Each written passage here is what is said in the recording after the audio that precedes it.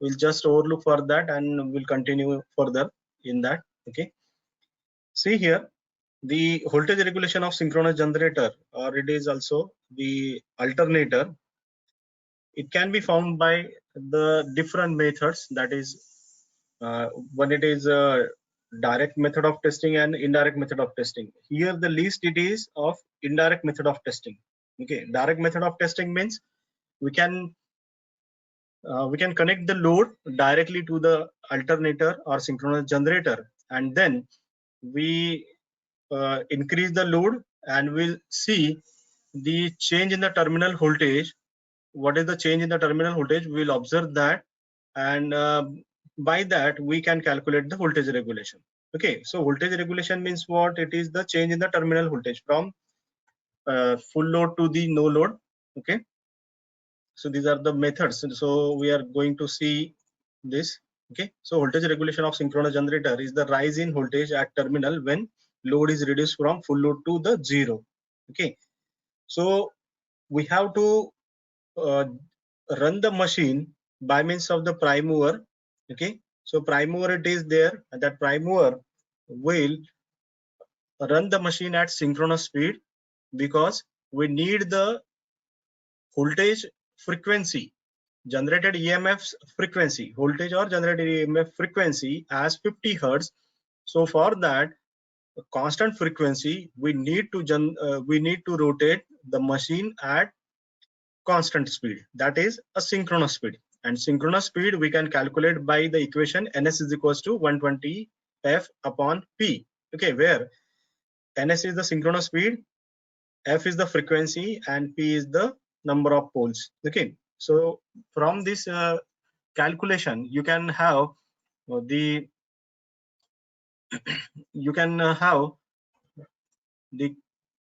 speed of the prime mover, that is ns is equals to 120 f by p. Okay, so for the two pole machine, what is the speed of the ns for a two pole machine and 50 hertz frequency? Ns will be, just give the answer.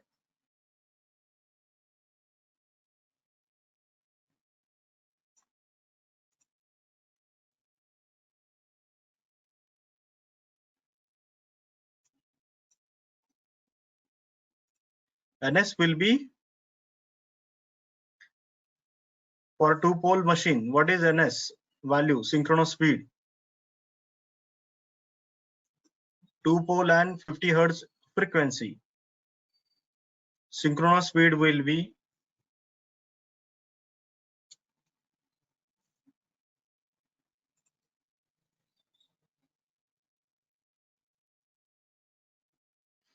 3000 rpm, not 2000 rpm. Okay, 3000 rpm. You can do the calculation. Ns is equals to 120 f by p. Okay, for two pole machine, the speed will be, or synchronous speed will be 3000 rpm. Okay, so we have to rotate that machine at synchronous speed. Okay, then the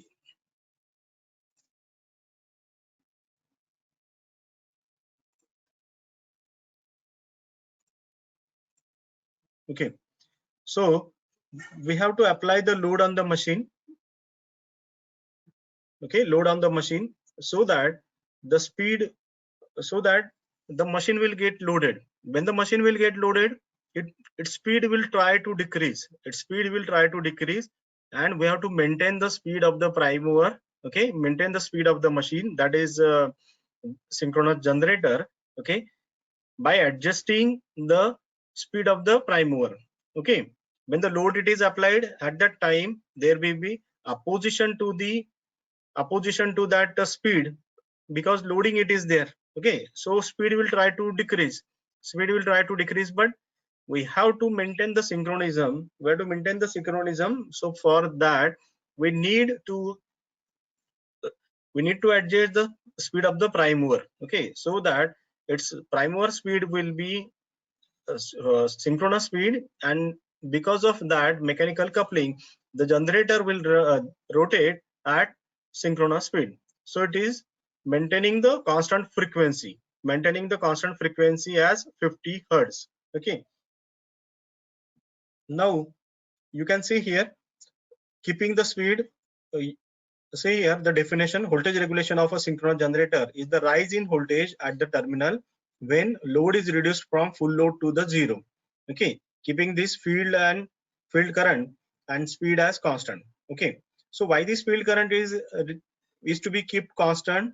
Okay, see this field current, it is required for generating the voltage or generating this induced EMF, and that there will be drop across the winding terminals. Okay, drop across the winding terminals, and remaining voltage it is available across the terminals. Okay, so remaining voltage it is available across the terminal, and we are adjusting the voltage as rated voltage. Okay, so this is the condition when the full load it is there. Okay, when full load it is there, at that time we are maintaining the terminal voltage as rated. Okay, so when we reduce the load at that time, what will happen? We supposed to reduce the load, okay, from full load condition. Okay, so speed will try to increase. Okay, speed will try to increase. So we have to adjust the primers in such a way that primer speed such that the speed will be constant, and at the same time there will be increase in the terminal voltage. You can observe that there will be increase in the terminal voltage, and that terminal voltage will be increased. So you should not change that terminal voltage by adjusting the field current. Okay, so by adjusting the field current, you should not adjust that at a rated voltage, because we have to observe that voltage, that is change in the terminal voltage. Okay, so slowly we are decreasing the load, by that the increase in the terminal voltage will be there, and that increased voltage it is called as EA, and it is also called as EF. Okay, EA or EF. Okay, so what is this V value? V is the terminal voltage value at full load condition.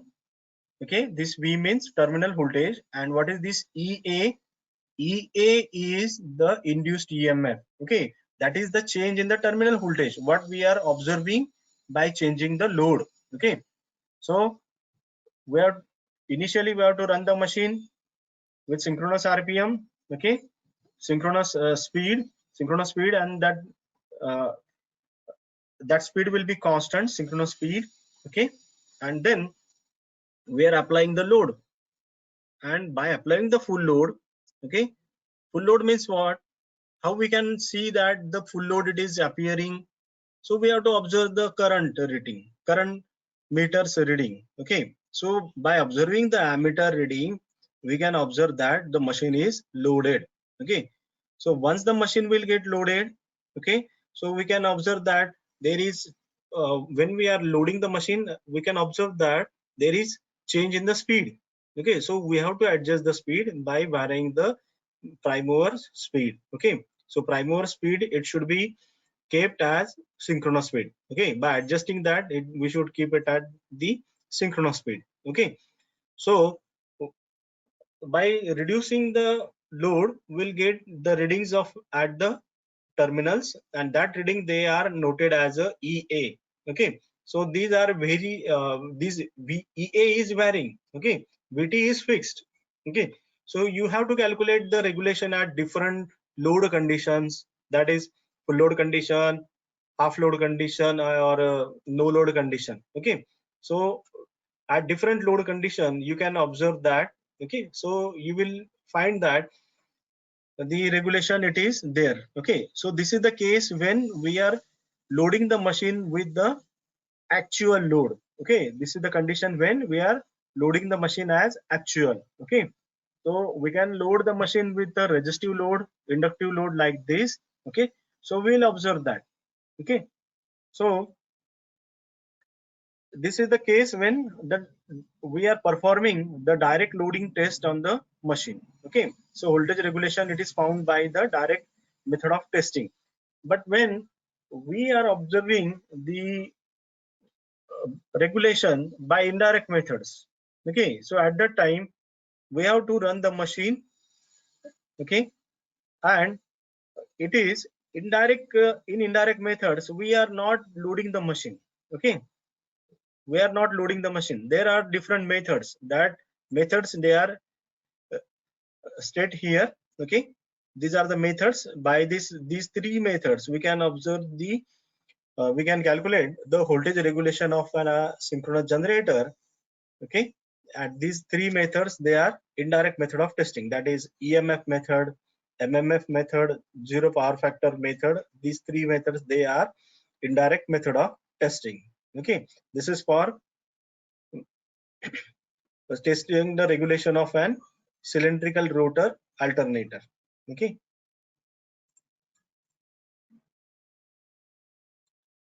see, voltage regulation, it is depending upon the power factor of load. For unity power factor and lagging power factor, there is always voltage drop with increase in the load. Okay, but certain leading power factor, full load voltage regulation is 0. In this case, the terminal voltage is same for both full load and no load condition. Okay, so voltage regulation will be 0 means what? In last lecture I asked the question, what is the terminal voltage when the voltage regulation is, what is the, see, I asked the question that when the voltage regulation is 0, okay, at that time what will be the value of the terminal voltage for full load and no load condition? That for full load and no load condition, when the regulation is 0, at that time the values of they are same. Okay, you can keep here both these values, they will be equal. EA is equals to V, you will get the voltage regulation as 0. Okay, so this will so this type of question will be asked in oral examination. Okay, so at 0 voltage regulation, what is the induced EMF value and what is the terminal voltage value? Okay, so both they are same. At leading power factor, voltage rises with increase in load. Okay, so voltage will rise with increase in the load and regulation is negative. Okay, voltage will rise means what? Terminal voltage will rise. This is minus sign. Okay, so negative sign is here and this factor is increasing. So obviously you will get the voltage regulation as negative. In case of lagging power factor and unity power factor, this V value will be less than this EA. So voltage regulation will be plus. Okay, V value it is less than this induced EMF in case of lagging power factor and unity power factor. But in case of leading power factor, this voltage magnitude will be increased than this EA. Why this happen? Anyone can answer? Okay, why this happen?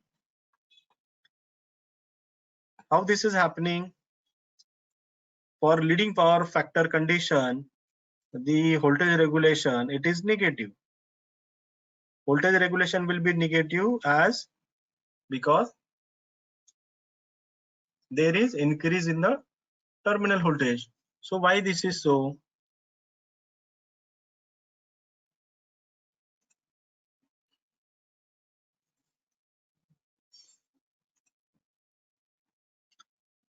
Why at leading power factor the voltage rises above this E?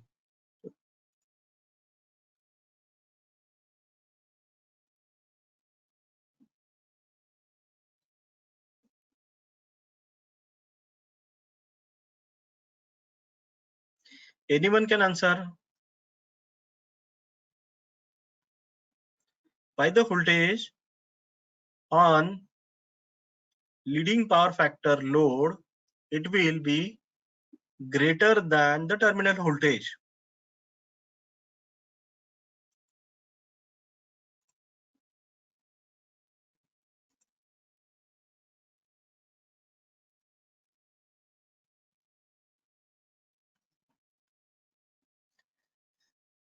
माझा आवाज येतोय ना सर्वांना?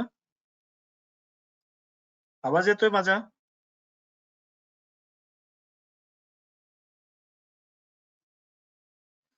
Okay, Swaraj given the answer due to the armature reaction. Okay, armature reaction it is there. Okay, so this is correct answer, but it is somewhat incomplete. Just complete it. Why the voltage will increase? It is because of the armature reaction. So armature reaction, it is happening across the armature bindings. Okay, so armature binding is having the parameters. Okay, armature reaction on main field flux. Okay, so which type of effect you will observe here? Which type of effect you will observe here?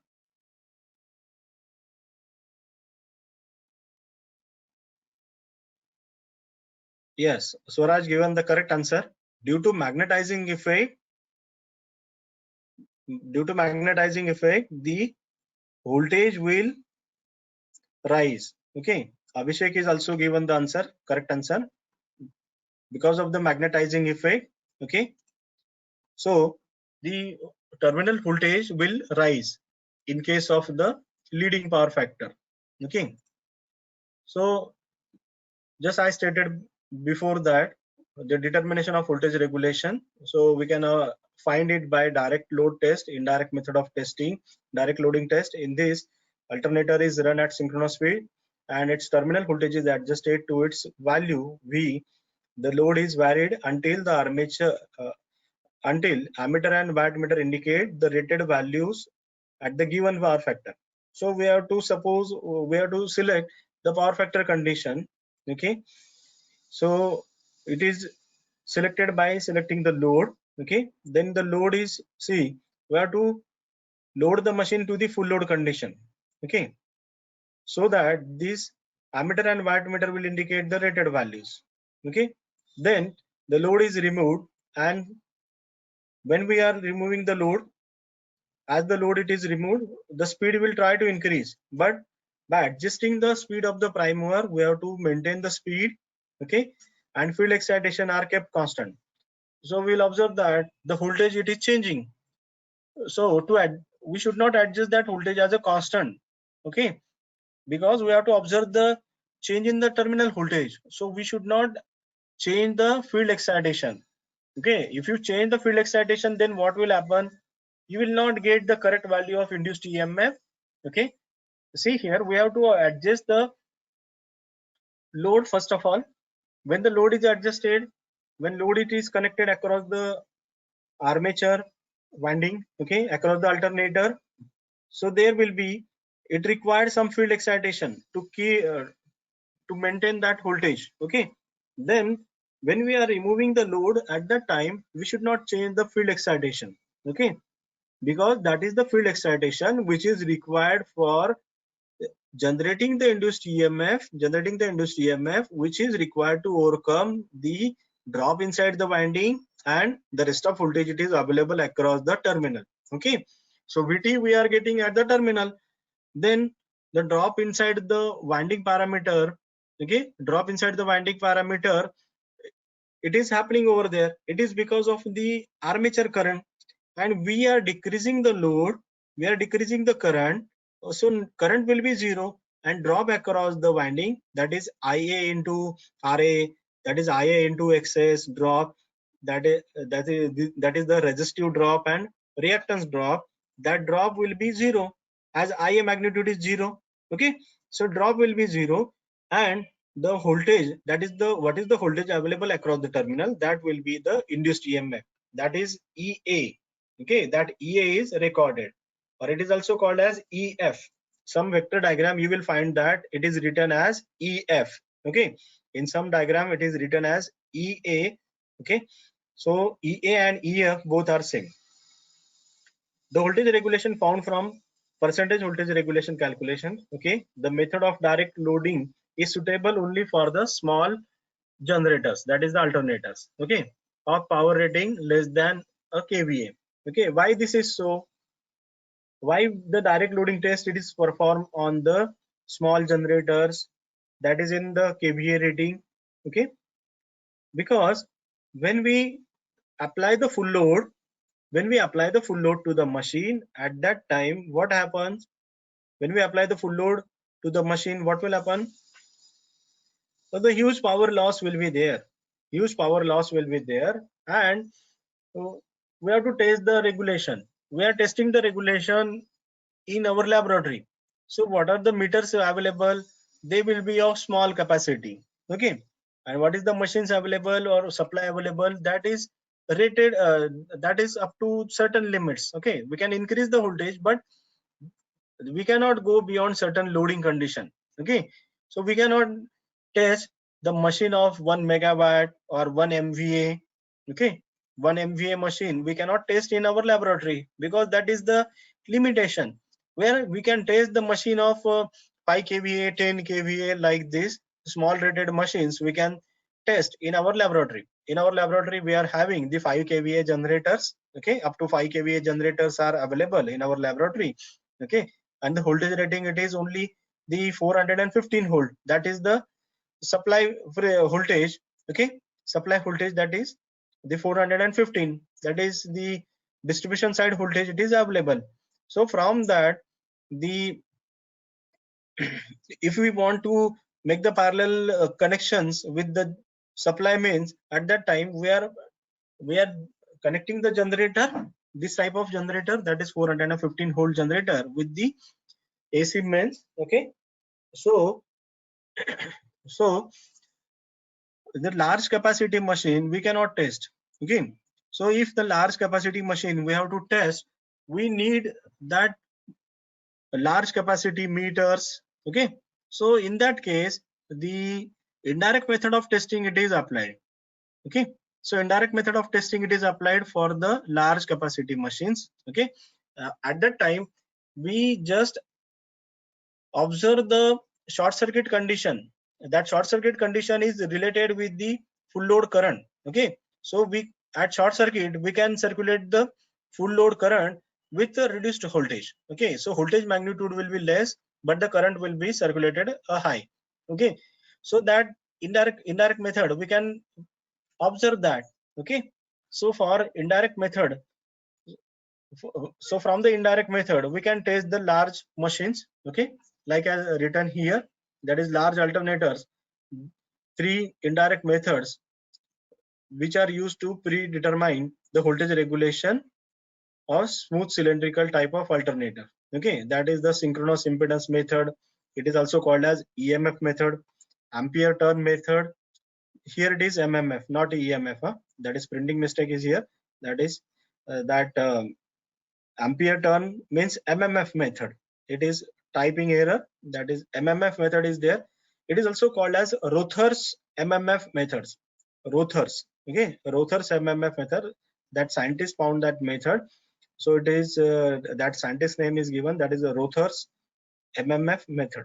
Okay, or ampere turn method. MMF means ampere into turn. MMF means NI. NI means number of number of the field winding terminals, not the armature winding terminals. Okay, only the field winding terminals. Okay, who will set up the MMF in the air gap? The field winding will set up the MMF, and that MMF, it is required to produce the EMF in the alternator's armature winding. Okay, so ampere turn method means it is MMF method. MMF means N into I. Okay, the next method, it is zero power factor method. Zero power factor means what? We are loading the machine with a zero power factor load. Okay, we are loading the machine with a zero power factor load. So zero power factor load means what? It may be either which type of load? Zero power factor load means what? Which type of load? Whether it is resistive load. What is zero power factor load?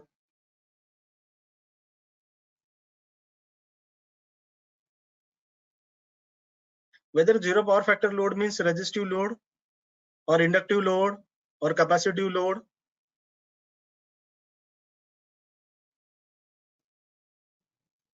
Inductive or capacitive. Okay, Abhishek given the answer. Ohms are also given the answer, that is inductive or capacitive load. Okay, correct it is, but it is pure inductive or pure capacitive load. Okay, in pure inductive load or a pure capacitive circuit, the cos phi value, it is phi value is 90. Okay, current will lag or lead the voltage by 90 degree. Okay, in inductive load, pure inductive load, current will lag the supply voltage by 90 degree, and in capacitive load, pure capacitive load, current will lead the supply voltage by 90 degree. Okay, so angle between voltage and current is 90 degree, and cos of 90 is 0. So power factor is 0. Okay, and when the resistive load it is there, means what? Angle between voltage and current is what? At resistive load,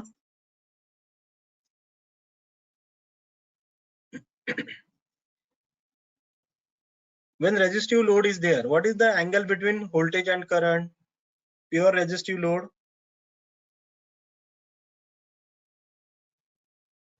angle between voltage and current is 0, and cos of 0 is what? 1. So we say that it is a unity power factor condition. Okay, so unity power factor condition means what? The resistive load it is there, and angle between voltage and current is 0. That is pure resistive. Okay, so we are not applying the resistive load here, in this case 0 power factor load. Either we can connect here the load of pure inductive or pure capacitive. In our laboratory we are having the inductive load, and we assume that it is a pure inductive load. Okay, pure inductive load means what? A resistance should be 0, but this is not happening. Resistive, see, when the inductive load it is there, we are having the coil connections are there. Okay, 3 coils are there, just like as a transformer coil. Okay, so 3 coils, they are connected in star, and that load is assumed as a pure inductive load. Okay, why it is the assumption? Why the assumption is there? Assumption, why we are taking the assumptions? Assumptions means what? We, that condition it is not available with us, that is pure inductive load is not available, because every winding will have some resistance at room temperature. If you want to decrease the resistance, then what we have to do? We have to decrease the temperature, because the copper conductors at minus 230 238 degrees Celsius, their resistance is nearly equal with the 0, but that minus temperature we cannot attain. So at room temperature the winding is having some resistance, so we treated that load as a pure inductive load, though though that winding is carrying the, though that winding is having some resistance, we assume that that load is a pure inductive load. Okay, so then next it is the voltage regulation by synchronous impedance method, that is EMF method. So EMF method is what? The synchronous impedance method or EMF method is based on the concept of replacing the effect of armature reaction by imaginary reactance. Okay, imaginary reactance for calculating the regulation. Okay, the synchronous method requires the following data, which is written over here. They are armature resistance. Okay, so how that resistance is find out? By means of this DC resistance test. Okay, resistance per phase and open circuit characteristic. Okay, open circuit characteristic readings. Okay, the open circuit characteristic is the graph of circuit voltage and the field current. Okay, that is the field current on x-axis and open circuit voltage of the alternator on y-axis. This method also requires short circuit characteristic, which is the graph of the short circuit and the field current. So field current again on the x-axis and the short circuit current on the y-axis. Okay, then we have to calculate the calculation of the synchronous impedance. Okay, so in this last lecture we seen that calculations for the synchronous impedance. Okay, we also seen the DC resistance test. Okay, so how to find the DC resistance? We can see here DC resistance is find by this circuit. Okay, so this is the field winding. Okay, and this is armature winding of the alternator. armature it is star connected, and it is having armature resistances as Ra. So Ra is the resistance of this leg. Suppose that this is R terminal, this is one, it is Y, and this is B. So across this Ra, that is across R phase and N, this is B phase and N, these two are in series here. Okay, so twice Ra is there, means 2 Ra resistance it is there, and we are given a regulated voltage to this winding. We should apply very small voltage. Okay, high voltage should not be applied because this winding is having very small resistance. Very small resistance is there to keep the IRA drop as less and I square R loss to less magnitude. So RA is kept as very small. So RA value is selected in designing as a very small to reduce the voltage drop, okay, and to reduce the loss in the machine, okay, so that the efficiency of the machine will be high.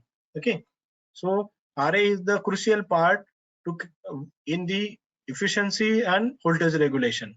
Okay, so we have to apply the voltage here. This voltage, applied voltage, it can be measured by means of this voltmeter. The regulated DC supply it is applied. Okay, so DC voltage it is there. So this meter should be of a DC ammeter and DC voltmeter.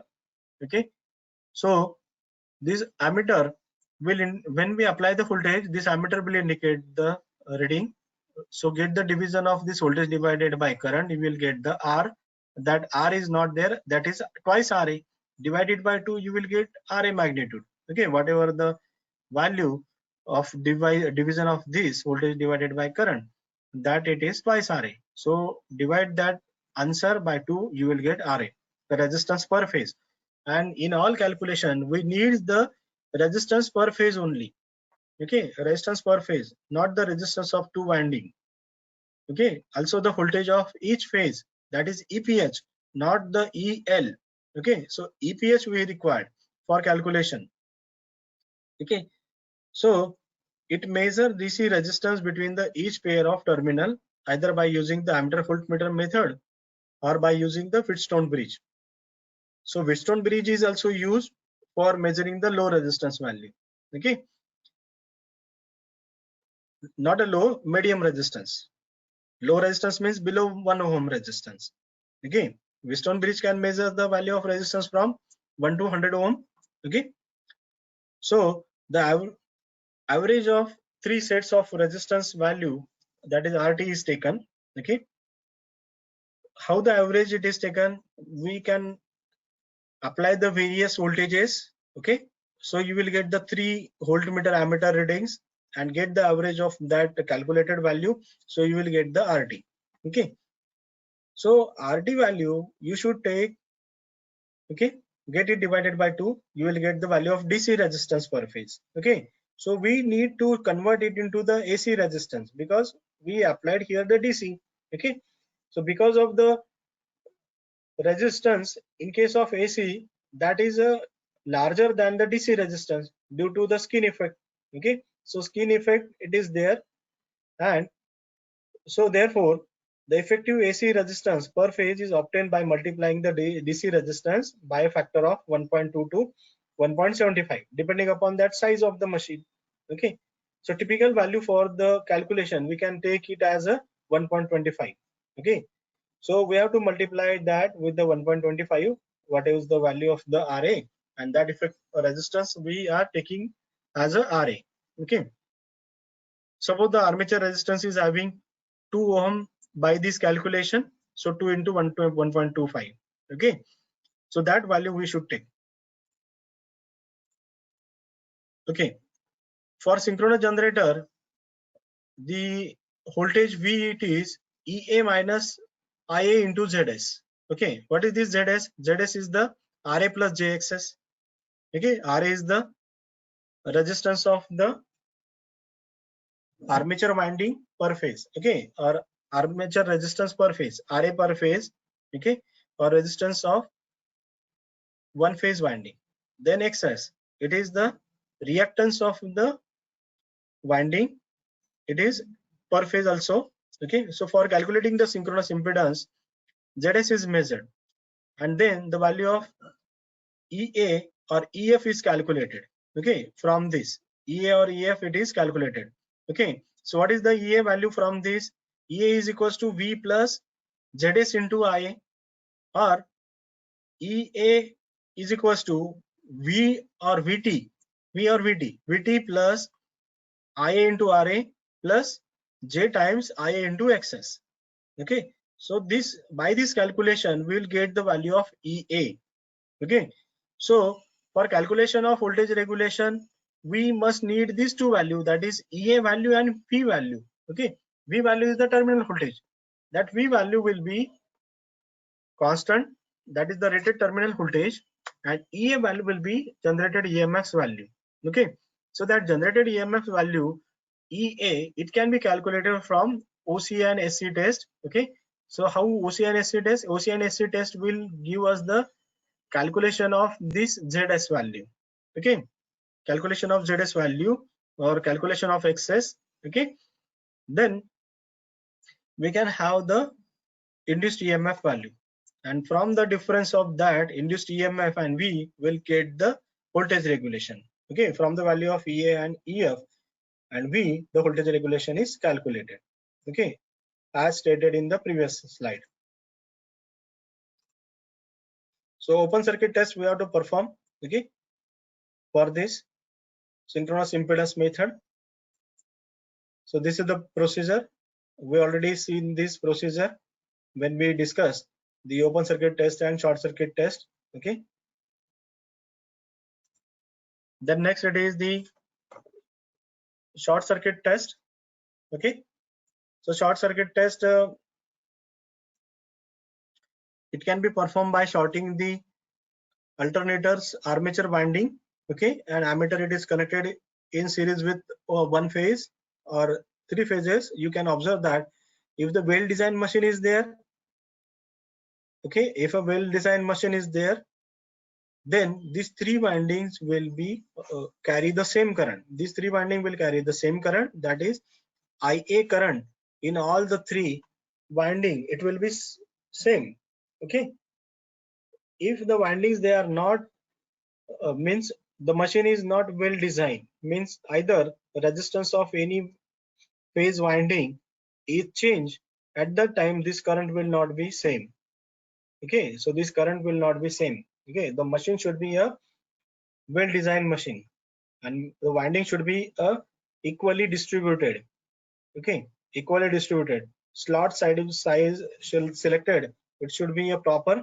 Okay, so proper selection of the proper designing it is required, and because of that the winding will have the equal parameters, and because of that the currents will be same.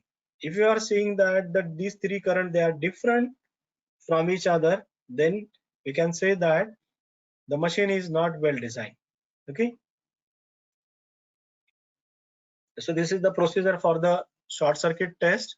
Okay, then from the OC test and SC test we can plot the characteristic like this, that is OCC it is plot from field current and open circuit voltage, and short circuit test it is plot from field current and short circuit current.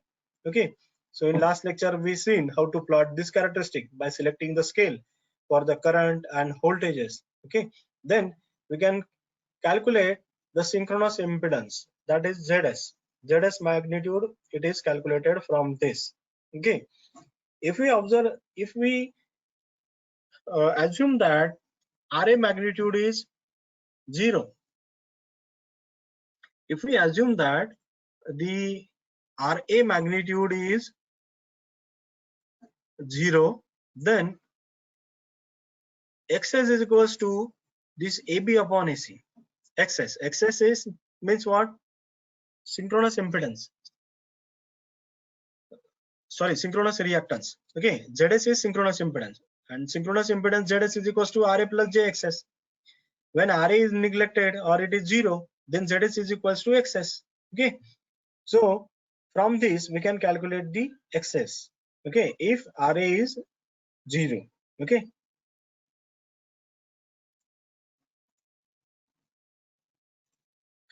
So calculation of synchronous impedance. Okay, open circuit characteristic and short circuit characteristics are drawn on the same curve, on same graph paper. Okay, so from that we can get these two length. When we multiply with the scale, we'll get the values of this current and this voltage. Okay, the values of the current and voltage. Okay, so Z is equals to voltage divided by current. So AB is the voltage, that is the open circuit voltage. Okay, open circuit voltage observed at same field current, and AC is the short circuit current which is observed at the same field current. Okay, so ratio of these open circuit voltage and short circuit current at same field current, it is taken, and that will give us the value of the ZS. Okay, and it is written over here. Okay, so determination of value of the short circuit current and gives the rated armature voltage per phase. Okay, so that is the rated armature voltage per phase. Okay, so synchronous impedance will then be equal with the open circuit voltage divided by the short circuit current. Okay, at the field current, at the same field current. Okay, so it is written over here for same field value, some same value of the field current. Okay, so ZS is equals to open circuit voltage per phase divided by short circuit armature current. Okay, so ZS is equals to AB upon AC. AB, it is the length which will give us the open circuit voltage, and AC is the length which will give us the short circuit current magnitude. It is in ampere, and this will give in the volts. Okay, so ZS is the synchronous impedance. Then from the synchronous impedance, synchronous reactance can be calculated. Okay, so before that we must know the value of this RA. Okay, so RA is the armature winding resistance. It can be found by the DC resistance test. That DC resistance, it is converted into AC value. Okay, AC resistance value, and then we will put in this equation. Okay, so XS is equals to under root of ZS square minus RA square. Okay, and we will get the value of XS, and XS is the synchronous reactance of the machine. Okay, so this synchronous reactance, it will have the two different parameter inside it. Okay, that is XAL plus XAR. What is this XAL? XAL is the leakage reactance. Okay, XAL is the leakage reactance, and XAR is the armature reaction reactance. This is the fictitious reactance. We assume that there is a fictitious armature reaction reactance, it is there. Okay, and because of that, the voltage drop, it is taken place across the winding. Okay, so at the time of that phasor diagram, at different power factor condition you seen there, and at there you will see that there is this XAR and XL magnitudes are there, they are taken. Okay, I taken one equivalent circuit of the alternator. At that time I will show that where this is XAL and XAR, it is placed over there. Okay, so addition of these two, that is XS. XAL plus XAR, it is the synchronous reactance. Okay, so what are the assumptions required for this synchronous impedance method? Okay, so some assumptions are required. Okay, so assumptions are there that the synchronous impedance is constant. Synchronous impedance, ZS value is constant. Okay, the synchronous impedance is determined from the OCC and SCC. It is the ratio of the open circuit voltage to the short circuit voltage. When OCC and SCC are linear, okay, the synchronous impedance ZS is constant. Okay, so this value, it is for up to this point. Okay, we can see that this is the linear region, this is a straight line. Okay, this one is straight line, means these two are linearly increasing by increase in the field current. Okay, so up to this point they are equal, that is linear. Okay, so ZS is constant up to this point, but because of the saturation effect, this here, that ZS value will be not constant. Okay, because division of this current and this current, it will be different from the difference of this. Okay, because these are not linearly increasing after this point. Okay, So this is the assumption. So we have to assume that. Okay. So initially I told that why we require to take the assumption, because that conditions we cannot that conditions we cannot be in our hand. Okay, that condition means we cannot keep the value of open circuit test as a OCC curve as a linear one. Okay, because of saturation effect. But we assume that the curve is linearly increasing, and because of that ZS is constant. So this is the assumption. Okay, assumptions means what? They may be correct or they may be wrong. Okay, so this is called as an assumption.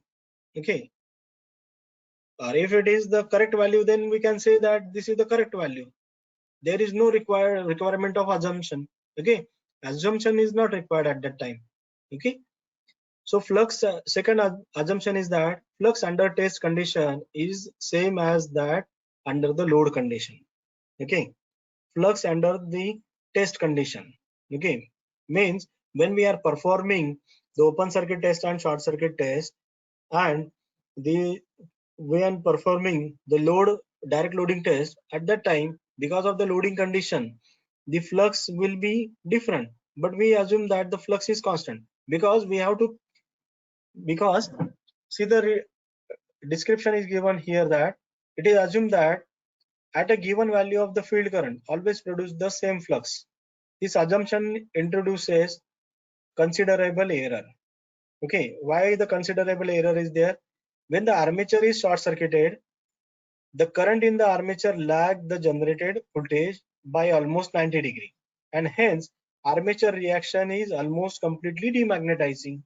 Okay, so because of demagnetizing effect, what will be the resultant flux? It will be less. Okay, but we assume that the flux it is constant. Okay, flux is same. It is the assumption, but because of the armature reaction, the flux is not constant, because we are considering the loading condition. We are considering the loading condition by short circuiting the armature winding. Okay, armature terminals they are shorted, and because of that short circuit current will flow. And as the short circuit current is lagging the voltage by 90°, then the armature reaction it is the completely demagnetizing. Okay, so demagnetizing effect. So reduced flux will be available. Okay, so resultant flux, that is phi r, it is available as a reduced one. Okay, but we assume that the flux is constant. Okay, flux under test condition is same. Okay, so assumption in the synchronous impedance method, again it is continued. The effect of armature reaction flux can replace by voltage drop proportionate to the armature current, and that armature reaction voltage drop is added to the armature reactance voltage drop. Okay, see here, the effect of armature reaction flux can be replaced. Armature reaction flux can be replaced by voltage drop proportional to the armature current, and that armature reaction voltage drop is added to the armature reactance voltage drop.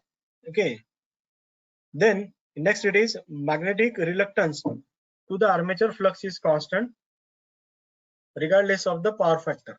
Okay, reluctance, magnetic reluctance. Okay, reluctance offer to the armature flux. Okay, armature will also produce the flux because armature winding is carrying the current. Okay, so the reluctance it is, the magnetic reluctance to the armature flux is assumed to be a constant one. The next assumption it is, for a cylindrical rotor machine, this assumption is sustainably true because of the uniform air gap. Regulation obtained by using the synchronous impedance method is higher than that of obtained by the actual loading. Okay, see, because the uniform air gap it is there, and so because of that the regulation obtained it is higher than the actual values. Okay, because of air gap. Okay, so the regulation value it is higher. Okay, whatever the regulation value we are getting, that is the higher than that of the actual loading condition. See, we seen the different methods for obtaining the voltage regulation. Okay, we seen the different methods for obtaining the voltage regulation. Different methods, they are direct method of testing, indirect method of testing. In indirect method, we are seeing that synchronous impedance method or EMF method. Then second method, it is MMF method. Okay, so and a Portier triangle method or Portier method or zero power factor method. Okay, so ZPF method. So in all these three, if we perform the test on the same machine, okay, we are performing the different test on the same machine, what should be the value of the regulation? The machine will be same, machine is same, but we are performing the regulation with different methods. Okay, so when we perform the regulation means the test for the voltage regulation, at that time with the different test we are getting the different value of the regulation, but as the machine is same, we should get the value of voltage regulation common for all, but this is not happening. So in case of EMF method, the voltage regulation what we are obtaining, that it is higher than the actual voltage regulation value. So this method is also called as pessimistic method. Okay, so in oral examination the question will be asked, okay, that is why this method is called as pessimistic method. Why it is called as pessimistic method? Okay, so pessimistic method means what? It is not a correct one, it is not a correct answer. Okay, it is not, it will not give us the correct value of the voltage regulation. That value of voltage regulation, it is obtained by this method, it is higher than that of the actual voltage regulation, actual value of the loading. Okay, loading condition. Okay, actual value of the regulation which is obtained at the actual loading condition. Okay, so this is called as pessimistic method. Okay, so this is the answer. At lower excitation, ZS is constant since open circuit characteristic coincide with the air gap line. But after that, we see that the saturation is there. Okay, so saturation effect it is there, and because of that, the open circuit characteristic will not coincide with this air gap line. Okay, so this is assumption. At lower value, ZS is constant, and we have, okay, it is already told by me. This value of ZS is called as linear or unsaturated synchronous impedance. Okay, so what is the unsaturated synchronous impedance? It is the impedance value calculated at lower value of the excitation.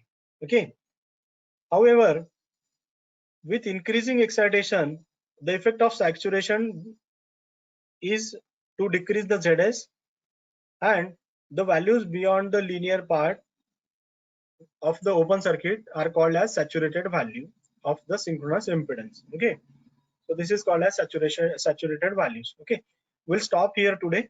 Okay, further we'll discuss in next lecture. Okay, if you have any doubt, you can ask me. You can ask me your doubt.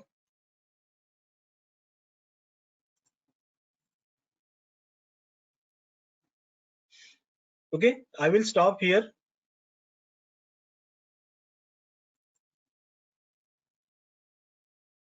Okay, thank you.